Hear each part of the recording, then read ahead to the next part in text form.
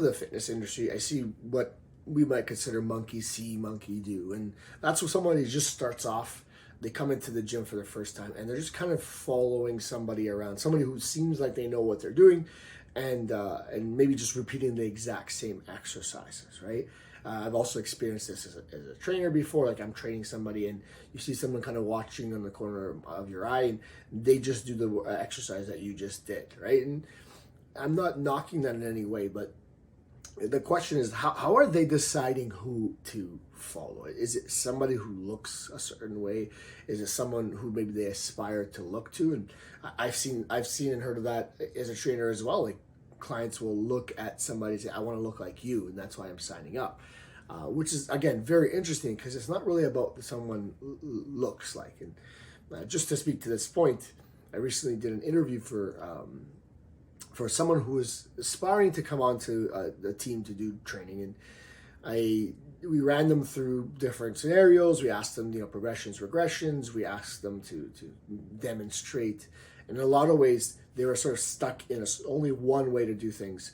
And we would present the scenario, say, what happens if this person has this situation, this injury, they have this other goal?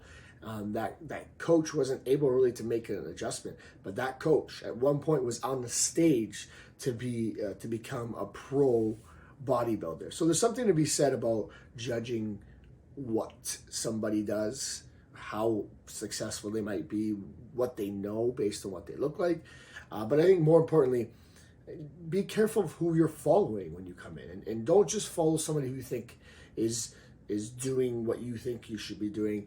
Don't just mimic, because I've seen a lot of people do form, let's say, the wrong way, and then somebody comes and tries to mimic that, and that's the wrong way. Especially if you're at the beginning, you just started your fitness journey. Sometimes that might even be dangerous, because you might not have the strength to counterbalance the improper form.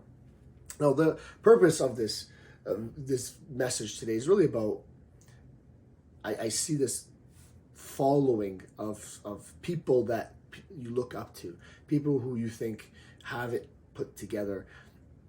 And my urge is for you to engage with somebody who is a professional, somebody who knows what they're doing. How do you do that? You look at their track record, you look at their success with their clients, not with themselves, with their clients.